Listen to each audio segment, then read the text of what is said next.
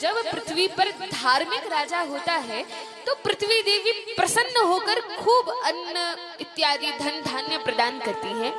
लेकिन पृथ्वी देवी तो हम इतनी खेती करते हैं, परिश्रम करते हैं, अन्न का उत्पादन नहीं हो रहा।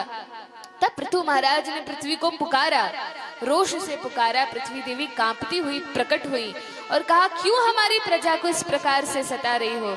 तब कहा, महाराज आपके पहले जो राजा वेण थे उनके कारण मैंने अपने ही गर्भ में सभी वस्तुओं को छिपा लिया था, लेकिन अब आप चिंता न करें, आप जैसे राजा को पाकर मैं धन्य हो गई हूँ।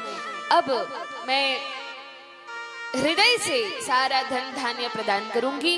और पुनः पृथ्वी देवी सब कुछ देना प्रारंभ करती हैं। इस प्रकार से पृथु महाराज का वर्णन है। पृथु महाराज के वंश में आगे एक राजा हुए जिनका नाम था प्राचीन वर्ही। और ये प्राचीन वर्ही महाराज ये बड़े ही कठोर थे। जो सुन लिया एक बार वेदों से या ब्राह्मणों के मुख से सुन लिया कि ऐसे यज्ञ करना चाहिए, ये यज्ञ करेंगे तो इस फल की प्राप्ति होगी, इस प्रकार का यज्ञ करेंगे इस फल की प्राप्ति होगी, बड़े कर्मठ राजा थे। लेकिन उस समय जो यज्ञ किए जाते थे उनमें पशु बलि प्रधान होती थी, गोमेध यज्ञ, अश्वमेध यज्ञ। लेकिन कलयुग में यह यज्ञ पूर्ण रूप से वर्जित है। यदि कोई कहे कि अरे हम अश्वमेध यज्ञ करेंगे, घोड़ा को लाएंगे, पृथ्वी पर घुमाएंगे और फिर यज्ञ में आहुति देंगे, तो यह सब वर्जित है। कलयुग में तो संभव ही नहीं है, क्योंकि उस प्रकार के ब्राह्मण नहीं है। कलयुग में यज्ञ, ऐसा यज्ञ करने की आज्ञा नहीं है, तो कलयुग में तो यह वर्जित है। पर पहले के युगों में यह किया जाता था। तो प्राचीन वर्ही महाराज ने कहीं सुन लिया कि अमुक यज्ञ का अमुक फल है, बहुत यज्ञ इन्होंने कराए। लेकिन उन यज्ञों में क्या हुआ, बहुत सारी पशु बलि हुई। और जिन पशुओं का उन्होंने वध किया यज्ञ के माध्यम से ही, वे पशु बड़ी क्रूर दृष्टि से जब ऊपर जाते हैं तो बहुत क्रूर दृष्टि से इन महाराज को देखते हैं, प्राचीन वर्ही महाराज को देखते हैं। एक बार नारद जी को बड़ी दया आती है। नारद जी सोचते हैं ये बेचारे प्राचीन वर्ही महाराज, इनको पता नहीं है कि ये कितना भयंकर और कितना महान पाप करते जा रहे हैं, मैं जाकर थोड़ा इनको सचेत करता हूँ। अब नारद जी तो सब देख रहे थे कितने पशुओं का वध किया और कितने पाप संचित हो रहे हैं प्राचीन वर्ही महाराज के पास। तो वे आते हैं राजा के पास और निवेदन करते हैं, महाराज आप यज्ञ इत्यादि करते हैं, ये तो बहुत अच्छी बात है, लेकिन आपने ये जितने यज्ञ किए हैं और इसमें पशु बलि चढ़ाई है, आपको पता है कि इसका परिणाम आपको क्या मिलेगा? प्राचीन वर्ही महाराज कहते हैं, नारद जी ये तो मुझे नहीं पता, ब्राह्मणों ने कह दिया कि यज्ञ करना है, मैं यज्ञ करता हूँ, पशु बलि चढ़ा देता हूँ और खूब यज्ञ करता हूँ। नारद जी ने कहा, कोई बात नहीं, मैं आपको दिव्य दृष्टि प्रदान करता हूँ, तनिक आकाश में देखिए, जिन पशुओं का आपने वध किया है वे लाल लाल क्रूर क्रोध पूर्ण दृष्टि से किस प्रकार आपको देख रहे हैं और इस प्रतीक्षा में है कब हमारा समय आएगा। और जिस प्रकार से महाराज ने हमें मारा और पशु बलि दी, इस प्रकार से कब हम इनको मारेंगे, एक एक करके प्रत्येक पशु जितनों को मारा वे सब बदला लेंगे, क्योंकि ये तो प्रकृति का नियम है। हम जिस भी जीव के साथ जैसा करेंगे वो हमारे पास लौटकर आएगा ही। तो जब प्राचीन वर्ही महाराज ने देखा तो बड़े व्याकुल हो गए। तब तो नारद जी के चरणों में गिर गए, ओ नारद जी मुझसे तो बहुत बड़ा पाप हो गया और एक बार नहीं कई बार ये पाप हुआ। अब बताइए कि मेरा कल्याण हो भी सकता है और कैसे हो सकता है? देखिए प्राचीन वर्ही महाराज मांसाहारी नहीं थे, वे खाते नहीं थे, उन्होंने धर्म के नाम पर यज्ञ में पशु बलि चढ़ाई थी। और हम जीव कलयुग में रहकर यदि मांस भक्षण आदि कार्य करें, पाप पुण्य कार्य करें, जानते हुए समझते हुए, तब तो हम धार्मिक कार्य भी नहीं कर रहे हैं, यज्ञ भी नहीं कर रहे हैं, वह तो वर्जित है, तो कितना महान पाप हमें लगेगा। तो इस प्रकार से चरणों में गिर गए और कहने लगे कि नारद जी अब आप बताइए हमारे पाप कैसे कटेंगे और हमारे कल्याण का साधन क्या है, कुछ तो उपाय होगा। नारद जी ने कहा हाँ कुछ तो उपाय है। क्या उपाय है? कहा कोई बात नहीं, हम आपको एक कथा सुनाते हैं और जब इस कथा को सुनेंगे आप में वैराग्य जगेगा। आप यह सब राजपाट छोड़ दीजिए, अब तो बहुत समय हो गया, आपके पुत्र बड़े बड़े हो गए, ये 10 प्रचेता, इनको भी राज्य का अवसर प्रदान कीजिए, इनको राजा बनाइए और आप जाकर भगवान का भजन कीजिए। जब प्राचीन वरही महाराज ने ये बात सुनी कि राजपाट छोड़ दो, भजन करो, तब सबका मन डगमगा जाता है। वैसे सब खूब बड़ी बड़ी बातें करेंगे। ऐसे ही जब धृतराष्ट्र से विदुर जी ने कहा था कि अब छोड़ो, ये पांडवों को राज्य मिल गया, निकलो महल से, जाओ भजन करो, तो धृतराष्ट्र भी बातें बनाने लगे, अरे क्या वैराग्य की बात करते हो। हम सोचते हैं बचपन में या जवानी में, हम सोचते हैं कि कोई बात नहीं, अभी मजे कर लेते हैं, जब बुढ़ापा आएगा तब तो अपने आप सब छूट जाएगा। लेकिन ऐसा कभी नहीं होता। जितने वृद्धावस्था आती जाती है, इंद्रियां उतनी और अधीर होती जाती हैं भोगों को ग्रहण करने के लिए। यदि हम सोचें कि हमारी लालसाएं कम हो जाएंगी, कि फिर हमें अच्छा अच्छा भोजन करने का मन नहीं करेगा या घूमने फिरने का मन नहीं करेगा, तो ऐसी बात नहीं है।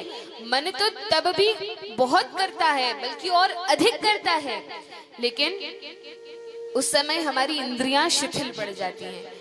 हम खाना तो चाहते हैं, जितने वृद्ध लोग बैठे हैं जिन्हें डायबिटीज हो जाती है, शुगर हो जाती है जीवन भर खा खा कर, उनसे जाकर पूछिए क्या उनका खाने का मन नहीं होता। हाँ मन तो खूब होता है, लेकिन अब डॉक्टर ने मना कर दिया है तो खा नहीं सकते। तो भोग भोगने की इच्छा तो होती है, लेकिन इंद्रियां शिथिल पड़ जाती हैं। इसीलिए जीवन के प्रारंभ से ही अभ्यास करना चाहिए कि हम वस्तुओं में बहुत अधिक आसक्त न हो, तभी वे छूट पाएंगी, अन्यथा इस जन्म में तो रहेंगी। और जब इच्छाएं बनी रहेंगी तो उन इच्छाओं की पूर्ति के लिए हमें और जन्म लेना पड़ेगा, फिर और जन्म लेना पड़ेगा, और इस प्रकार हम इस बंधन में हमेशा जकड़े रह जाएंगे और कभी संसार से मुक्त हो ही नहीं पाएंगे। और यदि हम सोचें कि ठीक है मुक्त होना ही क्यों है, यहीं रह जाते हैं, सब बढ़िया तो है, खा रहे हैं, पी रहे हैं, कथा सुन रहे हैं, सब कुछ तो ठीक है, क्यों यहाँ से मुक्त होकर जाना है।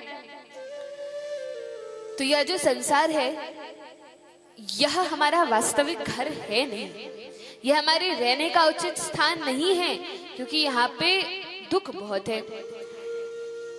लेकिन ये बात हमारी इतनी आसानी से समझ आती नहीं है। एक बार की बात है, इंद्र कौन है? स्वर्ग के राजा है। इंद्र स्वर्ग के राजा हैं, बहुत उत्कृष्ट कोटि के भोग भोगा करते हैं, अच्छे से अच्छा खाते हैं, पहनते हैं, नौकर चाकर है, सब कुछ है। एक बार इंद्र को किसी अपराध के कारण शाप लग गया कि जाओ जाकर 1 वर्ष के लिए पृथ्वी पर सुअर बन जाओ। शाप लग गया, खूब रोए, नहीं महाराज मुझे सुअर मत बनाओ, मुझे पृथ्वी पर मत भेजो, मुझे यही कोई दंड दे दो। कहा नहीं नहीं जाना पड़ेगा। सुअर बना दिया पृथ्वी लोक पर। इंद्र आ गए सुअर बनने। अब जब सुअर बनकर यहाँ आए तो सुअर क्या खाता है? मलमूत्र खाता है, सब खाद्य वस्तुएं खाता है।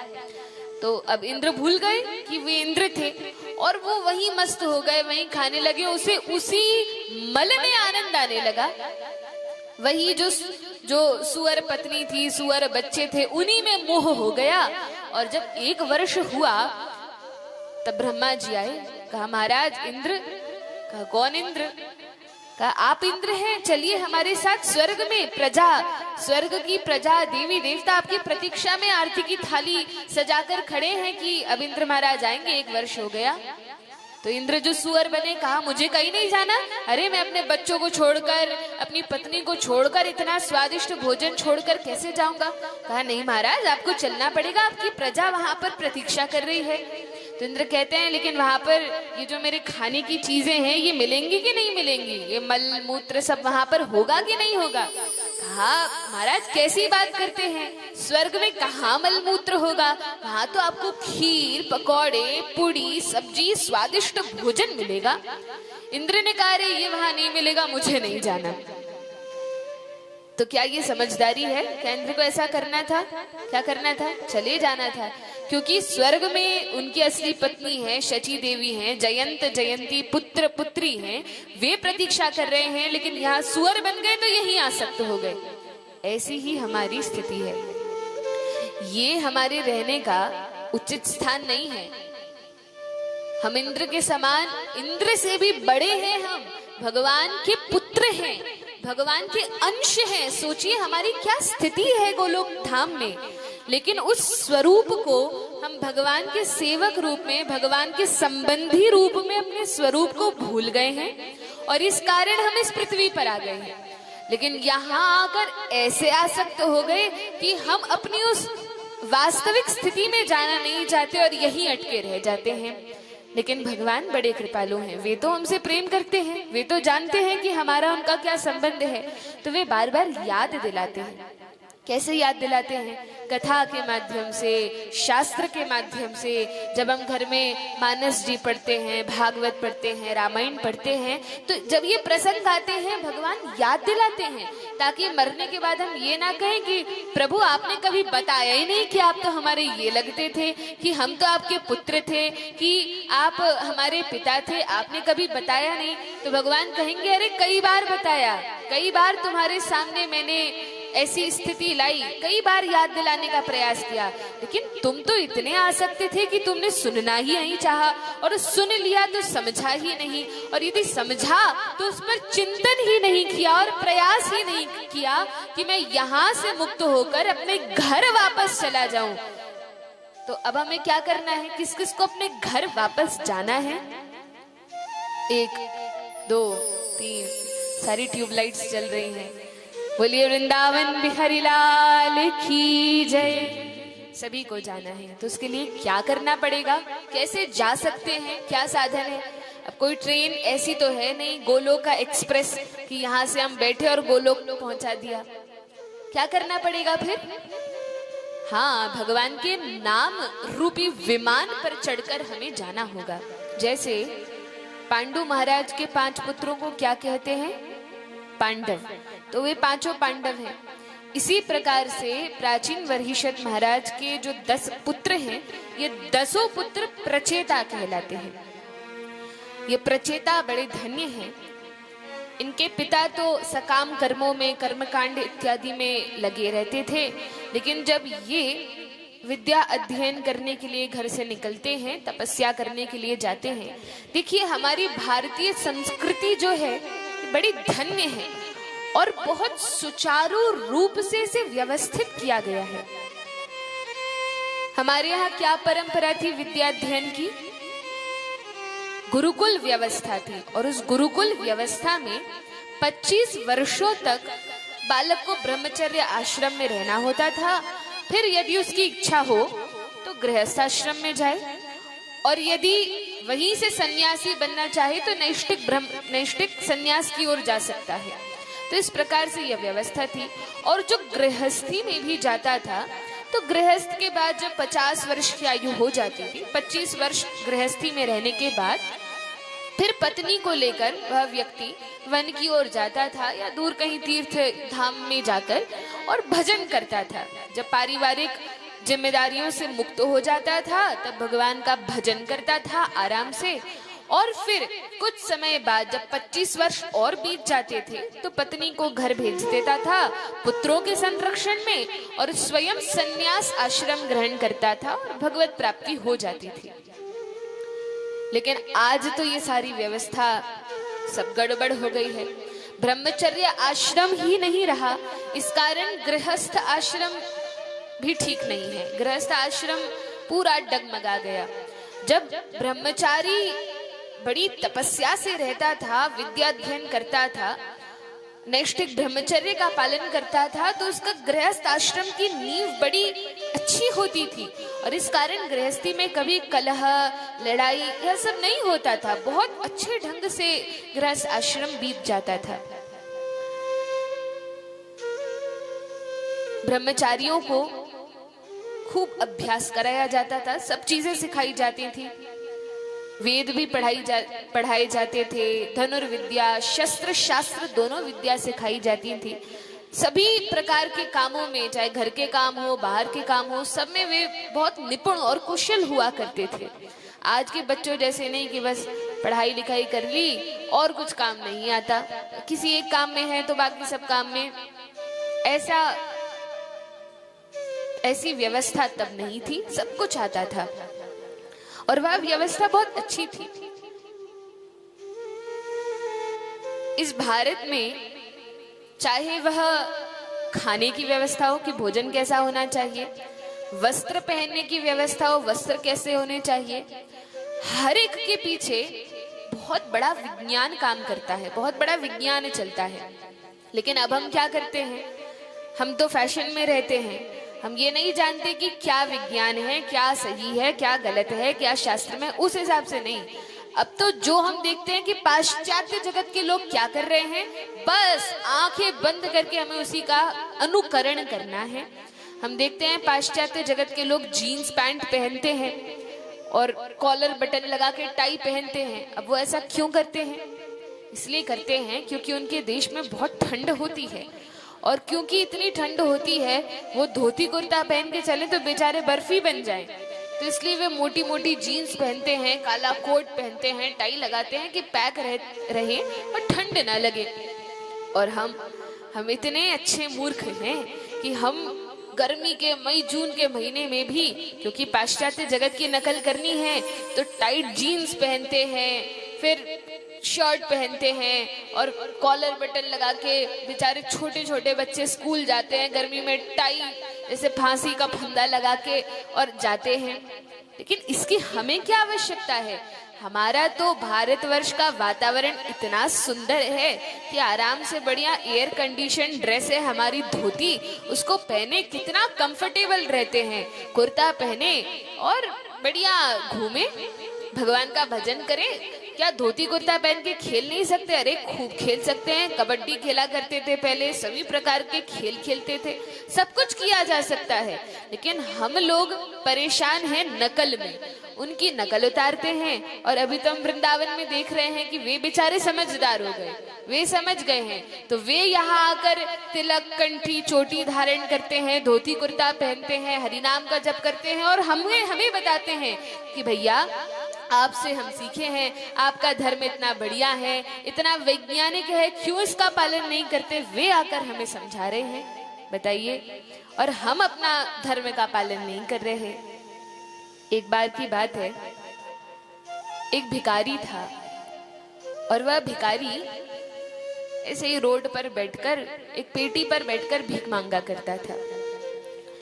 जिस पेटी पर वह बैठा होता था खूब पुरानी थी, उस पे धूल चढ़ी हुई थी, साफ करने वाला कोई था नहीं, लेकिन बड़ी भारी पेटी थी, उसको एक बार एक जगह रख लेते तो उठाना बड़ा मुश्किल था। उस पे ताला डला हुआ था और बड़ी खीट जमी थी, धूल जमी थी, उस पर बैठकर, कपड़ा बिछाकर बैठकर वो भीख मांगा करता था। एक दिन एक छोटा सा समझदार बालक आया और कहा, बाबा आप हमेशा इस पेटी पर बैठकर भीख मांगते हैं, लेकिन क्या आपने इस पेटी को कभी खोल के देखा है कि इसमें क्या है? बाबा ने कहा कि अरे बेटा, अब तो पूरी उम्र बीत गई, देखो हमने देखा कि हमारे जो पिताजी थे वो भी इसी पेटी पर ऐसे ही बैठकर भीख मांगते थे, हमारे जो दादाजी थे वो भी इसी पेटी पर ऐसे ही बैठकर भीख मांगते थे, उनके जो पिताजी थे वो भी ऐसे ही भीख मांगते थे। जो हमने देखा है वही हम करते हैं, हम भी बैठ जाते हैं और दिन भर के 50-100 रुपए मिल जाते हैं, अपना आटा चावल ले लेते हैं, पेट भर लेते हैं। बालक ने कहा, सो तो ठीक है, ये बताइए आपकी उम्र कितनी है? कहा, भगवान की कृपा से 80 साल तो जी गया, पता नहीं कितना और बचा है। अच्छा बाबा, लेकिन मेरे कहने से एक बार इस पेटी को खोलकर तो देखिए, खोलने में क्या जाता है, आपकी ही है, देखिए आपके दादा भी बैठे, परदादा भी बैठे, पेटी तो आपकी है, एक बार खोलकर तो देखिए कि इसमें है क्या। दादाजी ने कहा ठीक है। अब ताला डला था, चाबी थी नहीं, पत्थर से तोड़ा, उस पेटी को खोला तो क्या देखते हैं कि वह पेटी सोने की है। बाहर से तो धूल जमी, समझ नहीं आया, अंदर देखा तो सोने की पेटी है और उसमें बड़े अमूल्य बहुमूल्य हीरे जवाहरात रखे हुए हैं और तब देखकर बाबा जी की आंखों से आंसू बहने लगे। पूरा जीवन भीख मांगने में निकाल दिया, पहले ही खोल के देख लिया होता तो जीवन ऐशो आराम से बीत जाता, लेकिन यह तो मूर्खता की, खोलकर ही नहीं देखा। इसी प्रकार हमारे ये जो ग्रंथ है, ये जो शास्त्र है, जिन्हें हम रेशमी पीले कपड़े में खूब अच्छे से बांधकर अपने मंदिर में टांग देते हैं, इन्हीं ग्रंथों में सारा ज्ञान है, सब कुछ है। कुछ भी प्राप्त करना हो, भौतिक जगत का, आध्यात्मिक जगत का, जितनी सिद्धियां हैं, विवेकानंद जी जैसे महान ऋषि हुए, ये तपस्वी हुए, वो हुए, सब कहाँ से हुए? इन्हीं वेद शास्त्रों की विद्या से तो वेद में महान बने हैं। तो इन शास्त्रों में सब कुछ है, आवश्यकता केवल इतनी है हम पढ़ें। और हम नहीं पढ़ सकते तो बच्चों को लगाएं कि बेटा पढ़ो, बेटा पढ़ो। स्कूल में तो हम भिजाते ही हैं, कुछ समय इसमें बच्चों का हम रुचि बढ़ाएं और कहें कि जरा आज पढ़ के देखते हैं। किसी दिन हम देखिए, कोई ऐसा नियम नहीं है कि आप यदि गलत चीजें खाते हैं, पीते हैं तो शास्त्रों को छू नहीं सकते। देखिए, अच्छी बात है यदि न खाएं, पर यदि मान लीजिए कोई पाप पूर्ण आचरण बन भी रहा है तो ऐसा नहीं कि हम छू नहीं सकते या पढ़ नहीं सकते, सबको अधिकार है। ये पुराण लिखे ही इसलिए है कि जो स्त्री, शूद्र, वैश्य है, जो निकृष्ट है, जो नहीं भगवान को समझ सकते वेद पढ़कर, वे कम से कम इनका आश्रय लेकर शुद्ध हो जाए। तो हम क्या कर सकते हैं कि घर में जो बड़े बूढ़ों की पुस्तकें रखी हुई हैं, और यदि नहीं है तो वृंदावन में तो आई ही है, लेकर जाएं यहाँ से और फिर उनको खोलें, बैठकर परिवार के साथ बैठे, बच्चों के साथ विशेष रूप से। हम बच्चों को छोड़ देते हैं, माताएं खुद ही घर में सारे पाठ कर लेती हैं, ये व्रत वो व्रत, और पढ़ लेती हैं, पुस्तकें खत्म। नहीं, बच्चों को लेकर बैठे, क्योंकि वे समझते हैं, वे पढ़े लिखे हैं, स्कूल कॉलेज जाते हैं, तो वे अपनी विद्या से इसको कनेक्ट करते हैं और तब उनका ज्ञान और बौद्धिक क्षमता और बढ़ जाती है। इस प्रकार से उन्हें भी पढ़ाएं। हो सकता है जो हम नहीं पढ़ पाए वे ऐसी कोई चीज पढ़ ले, अरे माँ देखो इसमें ऐसा लिखा है, ऐसा करने से ये हो जाता है, ये सारा ज्ञान पहले से ही है। मनुस्मृति पढ़ के देखिए क्या सुंदर ग्रंथ है, याज्ञवल्क्य संहिता पढ़िए क्या सुंदर ग्रंथ है। तो ये सारे ग्रंथ हमें पढ़ने चाहिए। अरे और कुछ नहीं पढ़ सके तो कम से कम रामचरितमानस इतनी सुलभ है, इतनी सरल भाषा में है, इसको तो हम पढ़ ही सकते हैं, पढ़ा सकते हैं, भागवत पढ़ सकते हैं। लेकिन केवल कहने सुनने से काम चलेगा नहीं, हमें मन में पक्का निश्चय करना पड़ेगा, घर जाकर खोलना पड़ेगा कि चलो एक नियम बनाना पड़ेगा। यदि हम सोचे कि ठीक है कभी पढ़ेंगे तो वो कभी कभी नहीं आएगा। करना क्या पड़ेगा कि नियम बना ले, हम 5 मिनट एक पेज पहले पढ़ेंगे तभी कुछ खाएंगे, या हम पहले पढ़ेंगे तभी ऐसा करेंगे, ऐसा नियम बना ले। तो नियम रहेगा 5 मिनट का रखें, अधिक नहीं, तो वो काम हो जाएगा। और यदि हम सोचें कभी पढ़ेंगे तो वो अवसर तो कभी आना नहीं है। बोलिए वृंदावन बिहारी लाल की जय। तो ये जो प्रचेता गण हैं, कौन है प्रचेता? कितने हैं ये प्रचेता? 10 हैं। किसके पुत्र हैं? प्राचीन वरहिष महाराज के ये पुत्र हैं। तो ये जाते हैं ब्रह्मचर्य आश्रम में और इतने धन्य हैं कि इनको गुरु रूप में साक्षात भगवान शंकर मिल जाते हैं। शंकर जी गुरु रूप में हैं और प्रचेताओं को रुद्र गीत सुनाते हैं, खूब सुंदर शिक्षा देते हैं, और ये प्रचेता तो महान भक्त बन जाते हैं। विचार कीजिए, जिनके गुरु साक्षात शिव जी हो तो उन्हें फिर किस ज्ञान की कमी। वे तो बड़े शुद्ध भक्त बन गए और अब उनकी इच्छा नहीं है गृहस्थ में आने की, लेकिन आते हैं भगवान शंकर की आज्ञा से। और यहाँ उनके जो पिताजी हैं जो कर्म कांड में लगे रहते हैं, उनको तो नारद जी ने समझा ही दिया कि क्या सकाम कर्मों में पड़े हो। सकाम कर्म क्या होते हैं? ऐसी पूजा पाठ करना या ऐसा कर्म करना कि यदि हम मान लीजिए ये कार्य करेंगे, ये अनुष्ठान करेंगे तो हमें ये फल प्राप्त होगा, ऐसा करेंगे तो ये प्राप्त होगा। ये होते हैं सकाम कर्म, जिन्हें हम कहते हैं पुण्य। गरीबों को खिलाएंगे तो हमें भगवान ये कृपा करेंगे। किसी फल को उद्देश्य रखकर जब हम काम करते हैं तो वो पुण्य कर्म होता है। लेकिन पुण्य कर्म इस संसार में बांधने वाला है। फिर हमें फल मिलेगा, फल के लिए शरीर लेना पड़ेगा, शरीर मिलेगा, साथ में कष्ट आएंगे और इच्छाएं आएंगी और हम भव बंधन में फंसेंगे। तो फिर क्या करना चाहिए?